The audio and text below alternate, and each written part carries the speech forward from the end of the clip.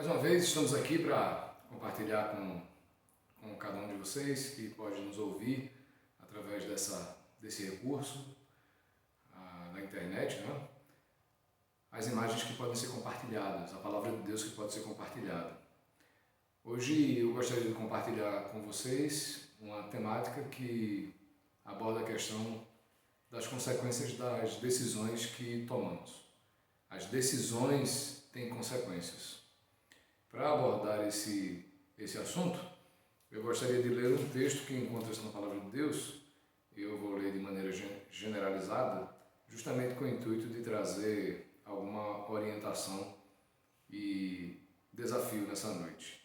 O texto é o texto muito conhecido em Josué, capítulo 7, versos do 1 até o verso 26. Nesse texto nós temos aqui uma abordagem conhecida que é chamada de o pecado de Acã. Então o que aconteceu é que o povo de Israel foi atingido na sua saída para entrar na Terra Prometida, foi atingido e derrotado. 3.000 homens ali correram tendo uma baixa, viraram as costas para o povo de Ai. E o Josué vai ficar muito entristecido com isso e vai buscar a explicação da parte do Senhor.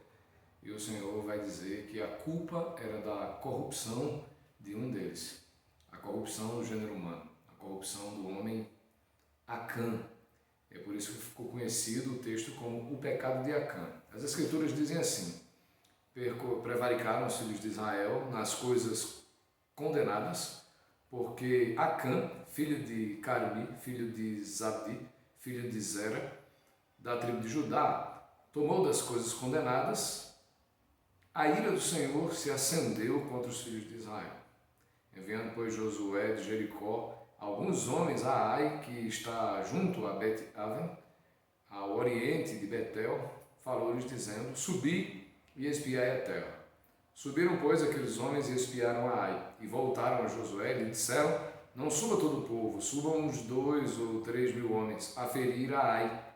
Não fatigueis ali a todo o povo, porque são poucos os inimigos. Assim subiram lá do povo uns 3.000 homens, os quais fugiram diante dos homens de Ai.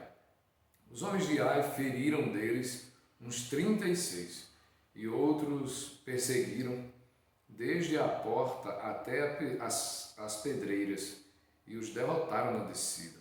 E o coração do povo se derreteu e se tornou como água. Então Josué rasgou as suas vestes e se prostrou em terra sobre o seu rosto perante a arca do Senhor até a tarde, ele e os anciãos de Israel, e deitaram pó sobre suas cabeças. Disse Josué: Senhor Deus, por que fizeste passar a este povo o Jordão para nos entregares nas mãos dos amorreus, para nos fazerem perecer? Se nos contentarmos com ficarmos além do Jordão, Senhor, que direi? Pois Israel virou as costas diante dos seus inimigos, exclamou, né? Então, ouvindo isto, os cananeus e todos os moradores da terra nos cercarão e desarraigarão o nosso nome da terra. E então, que farás ao teu grande nome? Então disse o Senhor a Josué: levanta-te, porque estás prostrado assim sobre o teu rosto. Israel pecou e violaram a minha aliança, aquilo que eu lhes dissera, lhes ordenara, pois tomaram das coisas condenadas e furtaram e dissimularam, e até debaixo da sua bagagem puseram. Pelo que os filhos de Israel não puderam resistir aos seus inimigos, viraram as costas diante deles, porquanto Israel se fizera condenado. Já não serei convosco, se não eliminardes do vosso meio a coisa roubada. Dispõe-te, santifica o povo, e dizes: santificai-vos para amanhã, porque assim diz o Senhor Deus de Israel: há coisas condenadas no vosso meio. Ó Israel, aos vossos inimigos não podereis resistir, enquanto não eliminardes do vosso meio as coisas condenadas. Pela manhã, pois, vos chegareis segundo as vossas tribos, e será que a tribo que o Senhor designar sobre a sorte, por sorte se chegará, segundo as famílias. E a família que o Senhor designar se chegará por casas, e a casa que o Senhor designar se chegará por homem por homem. Aquele que for achado com a coisa condenada será queimado a fogo, ele e tudo quanto tiver, porquanto violou a aliança do Senhor e fez loucura em Israel. Então Josué se levantou de madrugada, fez chegar a Israel, segundo as suas tribos, e caiu a sorte sobre a tribo de Judá. Fazendo chegar a tribo de Judá, caiu sobre a família dos Zeraitas. Fazendo chegar a família dos Zeraitas, homem por homem, caiu sobre Zabdi. E fazendo chegar a sua casa, homem por homem, caiu sobre Acã, filho de Carmi, filho de Zabdi, filho de Zera, da tribo de Judá. Então disse Josué a Acã, filho meu, dá glória ao Senhor Deus de Israel, e a ele rei louvores. E declara-me agora o que fizeste, não me ocultes. Respondeu Acã a Josué e disse, verdadeiramente pequei contra o Senhor Deus de Israel e fiz assim e assim. Quando vi entre os despojos uma boa capa babilônica e 200 ciclos de prata e uma barra de ouro do peso de 50 ciclos, cobicei-os e tomei-os, e eis que estão escondidos na terra no meio da minha tenda, e a prata por baixo. Então Josué enviou mensageiros que foram correndo à tenda, e eis que tudo estava escondido nela, e a prata por baixo.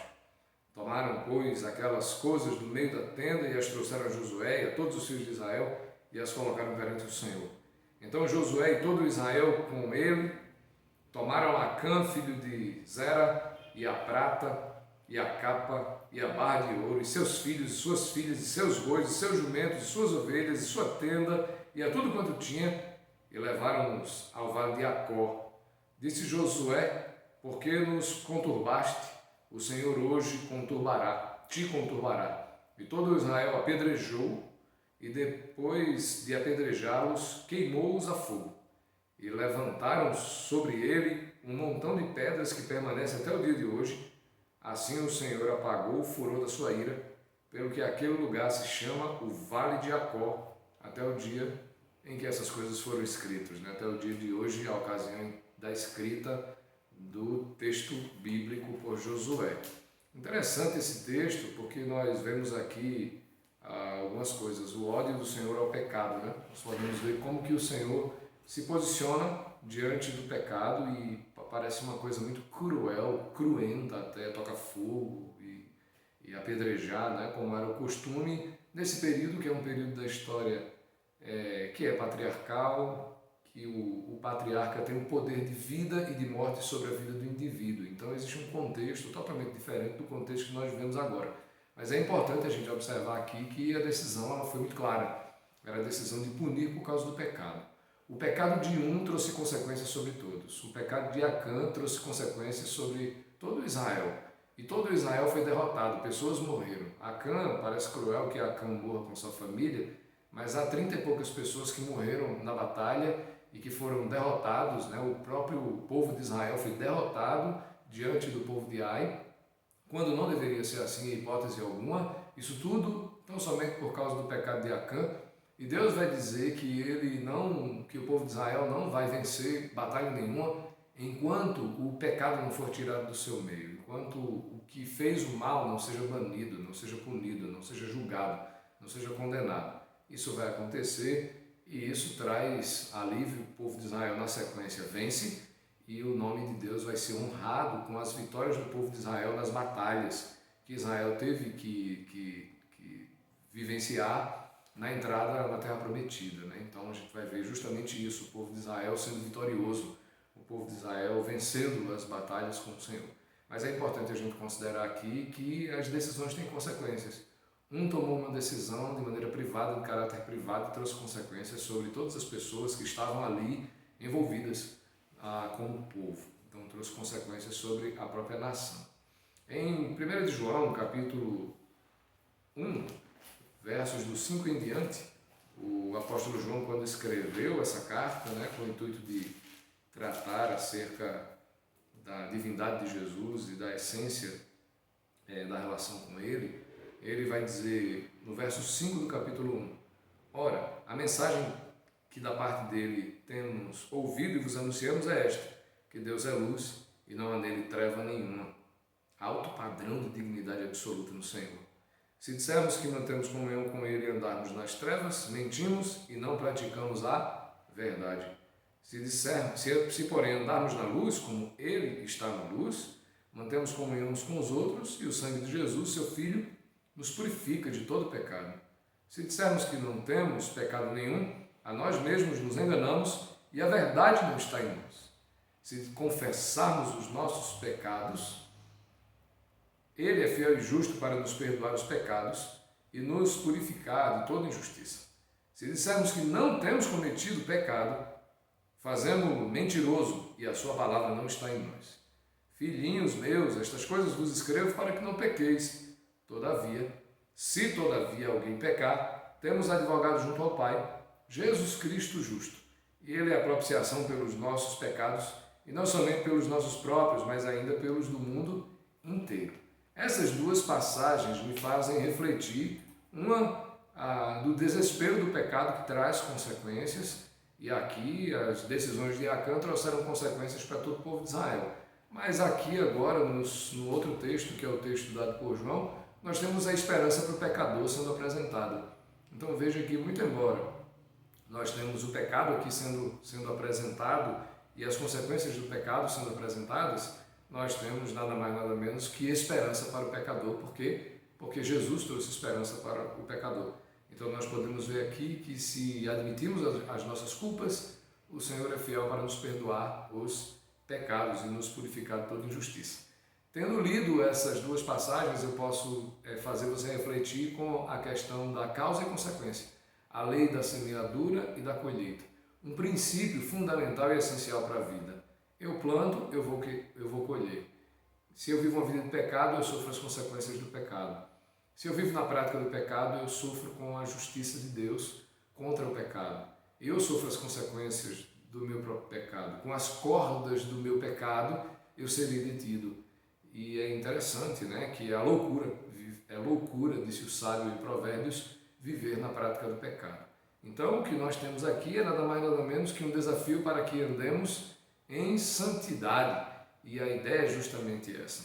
Pecado e santidade são demonstrados nas Escrituras como antagônicos, duas coisas distintas, duas coisas que são totalmente contrárias. As consequências do pecado para a sociedade podem ser vistas em diversas áreas. Nós estamos vivendo agora um momento assim. As consequências dos erros dos homens na política, as consequências dos erros dos homens na economia, as consequências dos erros dos homens na família, as consequências dos erros dos homens na sexualidade.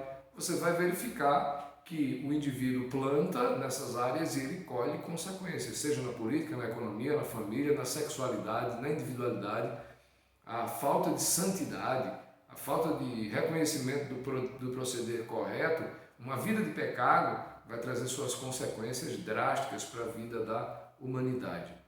Meu propósito, então, nessa ocasião, é mostrar que as decisões trazem consequências e desafiar você a viver uma vida de santificação progressiva, isto é, um sério ataque diário contra o pecado por intermédio da palavra de Deus. Então a ideia é que nós possamos atacar o pecado com uma vida de santidade na palavra, de prática da palavra. Isso é o que é fundamental, obediência.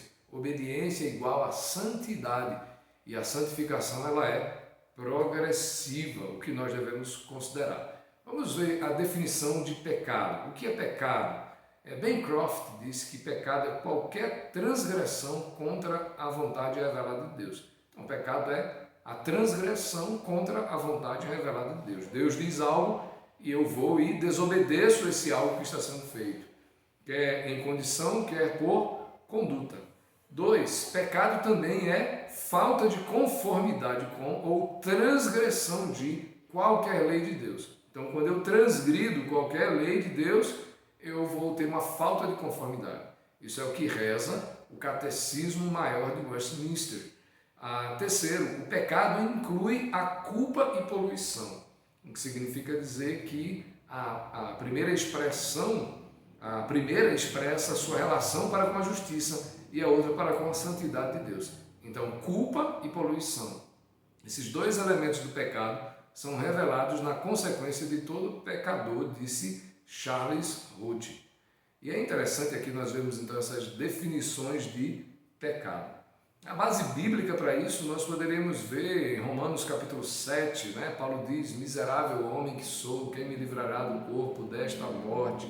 Gálatas capítulo 3, verso 10, verso 12, quando o apóstolo Paulo então vai afirmar no verso 10, porque a lei, para que pela igreja multiforme, desculpem, estou em Efésios aqui, Gálatas capítulo 3, verso 10, diz: todos quantos, pois, são das obras da lei, estão debaixo da maldição, porque está escrito: maldito todo aquele que não permanece em todas as coisas escritas no livro da lei para praticá-las. Então o indivíduo tem que praticar, se ele não pratica a lei, ele está debaixo de maldição. Verso 12, ora, a lei não procede da fé, mas aquele que observar os seus preceitos, por eles viverá. O indivíduo tem que observar os preceitos da lei, tem que obedecer à lei, e se desobedecer um ponto, torna-se culpado de todos os pontos. Tiago, capítulo 2, versos do 8 ao 12, também vai nessa mesma linha, quando o autor diz no verso 8: se vós, contudo, observais a lei régia, segundo a Escritura, amarás o teu próximo como a ti mesmo, fazeis bem. Se, todavia, fazeis acepção de pessoas, cometeis pecado, sendo arguidos pela lei, como transgressores da lei. Pois qualquer que guarda toda a lei, mas tropeça em um só ponto, torna-se culpado de todos. E nós vemos isso como uma manifestação ou como uma base doutrinária que apresenta o pecado. Então é algo que ofende a Deus. O pecado ofende a santidade de Deus. Então eu tenho 3 considerações a fazer aqui com base nesses relatos bíblicos e nesse texto de Acã e nesse texto de João, que nos dá esperança contra o pecado ou quanto ao pecado que nós praticamos. Primeiro, nós devemos considerar que o pecado ofende a santidade de Deus. Deus é infinitamente santo, a santidade é a soma das excelências de Deus. Deus é único, Deus vivo e verdadeiro, e requer de suas criaturas santidade.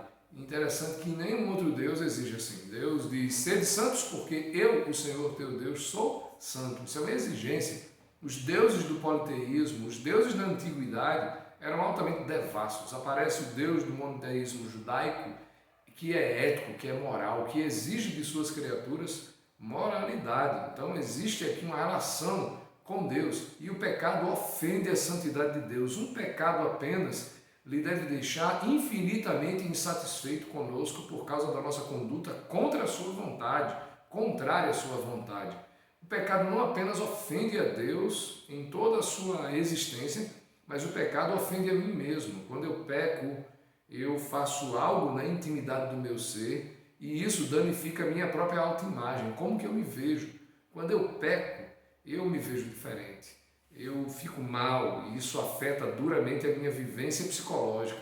O pecado me faz ficar abatido psicologicamente. O pecado é quando não cauteriza a minha mente, não torna a minha mente insensível. Ele provoca em mim um sentimento de culpa, um sentimento de vazio. Ele provoca depressão e provoca angústia. Lembra o Caim que andava com o seu semblante descaído? É assim, quando fazemos coisas erradas, o nosso semblante ele descai, ele fica batido, o nosso coração ele é afetado, a amargura e a aflição do espírito, angústia.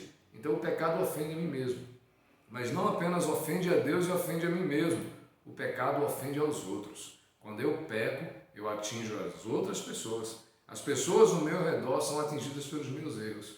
Olha no caso de Acã e você perceberá isso. Foi um homem e uma família. Por que a família de Acã também foi penalizada? A família é acoberta ao pecado. A família está junto, ela sabe do pecado, ela se beneficia do dinheiro, ela comete o pecado junto, ao se omitir, e a omissão também é pecado. Então, quando eu peco, as pessoas ao meu redor são atingidas por meus erros indiscriminadamente. Eu sou um ser moral livre, eu posso fazer o que é certo, eu posso, por exemplo, agora nesse tempo de coronavírus, eu posso me contaminar e posso sair por aí contaminando as pessoas. Eu posso ignorar a responsabilidade que tenho de proteger os outros e posso viver para contaminar os outros. Inclusive, esse é o futuro da guerra. O futuro da guerra é justamente a contaminação, a invenção de coisas que possam danificar e destruir o outro. Isso é uma malícia, uma maldade. Como é que eu posso fazer? O vírus é invisível e eu posso destruir um povo colocando um vírus que seja destruidor a esse próprio povo. Isso é o futuro da guerra, como eu ouvia hoje pela manhã. O pecado ofende os outros. Eu posso criar algo danoso, ruim. Eu posso comer uma coisa ruim, me contaminar e posso sair contaminando todas as pessoas. Isso você vê em várias coisas. No carnaval, por exemplo, de Pernambuco, as pessoas saíam com agulhas contaminadas para contaminar as outras pessoas com doenças. Então veja que coisa triste. Eu sou um ser moral e eu posso trazer consequências sobre os outros. É o que a gente vê no próprio pecado de Acã. Nós podemos concluir, então, diante dessas coisas, que o pecado ofende a santidade de Deus, que o pecado ofende seriamente a Deus, mas que há esperança para o pecador. Por isso que eu fiz questão de ler 1 de João, capítulo 1, a partir do verso 5, justamente por isso. Porque o texto diz que se confessarmos os nossos pecados, Ele é fiel e justo para nos perdoar. Se admitirmos as nossas culpas, se procedermos de maneira diferente com respeito às nossas culpas, nós não podemos continuar negando o pecado, dizendo que não temos culpa, que não somos pecados, não somos pecadores, que não fizemos nada de errado, que não temos pecado em nós. Nós não podemos ser como o povo nos dias de Malaquias. Em que temos ofendido ao Senhor? Insensíveis. O pecado produz insensibilidade, cauteriza a mente, mexe com a questão do coração, da sensibilidade. Nós precisamos de lutar contra o pecado em santificação. E é verdade que nós precisamos concluir esse momento, para não nos estendermos muito, considerando o fato que há esperança para o pecador. Se confessarmos, se andarmos na luz como Ele está na luz, se andarmos na luz, temos comunhão uns com os outros, e o sangue de Jesus, seu Filho, nos purifica de todo o pecado. Deus é luz, não há nele treva nenhuma. Nós devemos andar na luz. Isso não é uma coisa mística, é andar em santidade, andar em obediência. Então há esperança para quem anda em obediência. A gente pode ver que a miséria se instala sobre a nossa nação, os medos, a doença, o desemprego, os perigos de guerra, os rumores de guerra. As pessoas pensam em fins dos tempos, mas há esperança para o pecador que se arrepende. Lembre de Jonas e o povo nos dias de Jonas em Nínive. O arrependimento coletivo, a busca por reconhecer o Senhor e obedecer ao Senhor. Nós precisamos considerar isso. Em 1 de João, capítulo 2, verso 1 e 2, é um texto que nos traz uma esperança incrível, porque ele diz: filhinhos meus, estas coisas vos escrevo para que não pequeis. Se todavia alguém pecar, temos um advogado junto ao Pai, Jesus Cristo, o justo. Ele é o nosso advogado, Ele é a propiciação, Ele aplacou a ira de Deus com respeito aos nossos pecados. O tempo mudou, os tempos mudaram, nós não estamos no judaísmo, estamos no cristianismo. Cristo veio e nos livrou da maldição da lei. Agora nós somos livres da condenação, da culpa e condenação do pecado, tão somente pela fé em Jesus. Então, não peque, mas se pecar, temos um advogado junto ao Pai, Jesus Cristo justo, e Ele é a propiciação. Quem aplaca a ira de Deus contra o pecado, que é infinito porque foi contra um Deus infinito, quem aplaca a ira de Deus é Jesus Cristo. É a confissão de Jesus Cristo como Senhor e Salvador de nossas vidas. Quando nós confessamos Jesus Cristo como Salvador de nossas vidas, nós temos a ira de Deus sendo tirada. E agora nós temos a aplacação da ira de Deus. A ira de Deus foi aplacada pelo sacrifício de Jesus. Ele é a propiciação pelos nossos pecados, mas não somente pelos nossos próprios pecados, nós que somos crentes, mas ainda pelos do mundo inteiro. Então há esperança. O meu professor Ricardo Mateus dizia que esse texto fala sobre o fato que Deus escolheu os fins e os meios. O que significa dizer que Deus escolheu que Jesus seria o meio pelo qual nós experimentaríamos a salvação. O sacrifício de Jesus, a fé em Jesus, a fé no sacrifício de Jesus, a confiança em Jesus. E à medida que nós fazemos isso, nós nos tornamos pessoas livres de culpa e condenação. E a verdade é que quando isso acontece nas nossas vidas, nós devemos viver agora uma vida de santificação. Então devemos viver para nos santificarmos.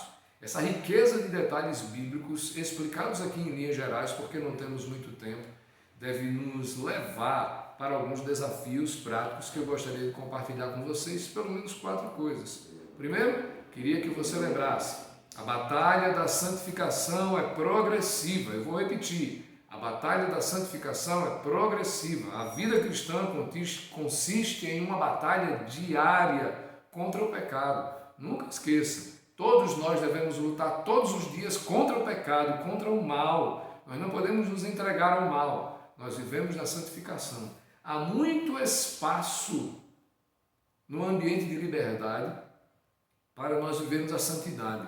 As fronteiras da santidade não devem ser violadas. As fronteiras da obediência a Deus não devem ser violadas. Nós devemos viver em obediência. Então a vida cristã consiste numa batalha diária contra o pecado. Há muito espaço para crescermos em santificação. Nós que cremos, precisamos entender que devemos levar Deus a sério no processo de santificação progressiva, dia após dia. Então, primeiro, a batalha da santificação é progressiva. Segundo, a santificação não sobrevive do passado.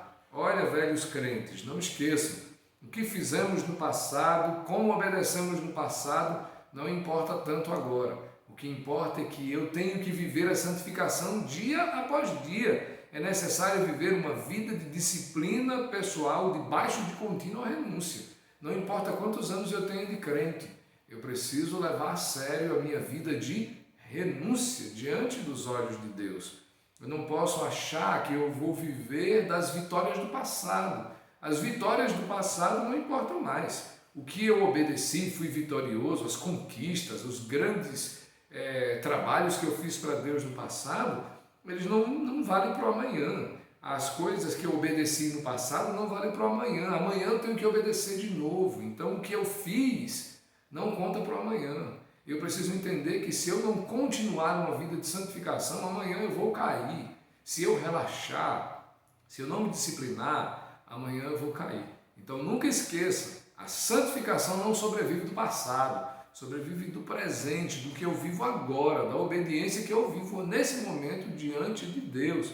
Então, a batalha da santificação é progressiva, a santificação não sobrevive do passado. Eu tenho que lutar todos os dias contra o pecado. Ontem eu era mais pecador do que hoje. Amanhã eu serei menos pecador do que hoje. Eu devo todos os dias lutar contra o pecado. É uma luta contínua contra o pecado e não uma entrega. A demonstração concreta de que eu sou um crente se evidencia na minha fé, que se materializa através das minhas ações concretas de obediência. Fé implica em obedecer. Crer implica em obedecer. Terceiro, seja santo e experimente as consequências da santidade. A minha tia dizia, se você for obediente ao me, você será bem-sucedido. Nunca esqueço a minha tia Jacinta e quero lembrar sempre essa mulher de Deus que me levou a Cristo. Foi ela que me levou a Cristo, foi ela que me fez, pagou meu seminário, né? Custeou a minha vida no seminário todo o tempo, me sustentou, me edificou, foi uma mãe para mim. Ela me ensinou que eu deveria ser obediente e que se eu fosse obediente eu seria bem-sucedido. Eu sou casado há 22 anos, eu tenho 3 filhos lindos e obedientes também a Deus e eu glorifico a Deus por isso. Os resultados da obediência com a minha mulher têm sido vistos nas vidas dos nossos filhos. É uma herança que nós deixamos para ele. É uma vida de obediência. Lutamos para manter o nosso casamento, para manter nossas vidas e esse é um desafio que nós lançamos para cada irmão, para cada irmã.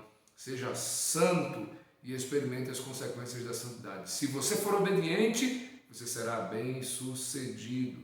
E por fim, cada um de nós experimentará as consequências das próprias decisões em todos os aspectos da vida, para o bem e para o mal. Então nunca esqueça isso. Essa lei da semeadura e colheita, ela é infalível. Olha, você planta, você colhe. Você planta, você colhe. Você traz consequências.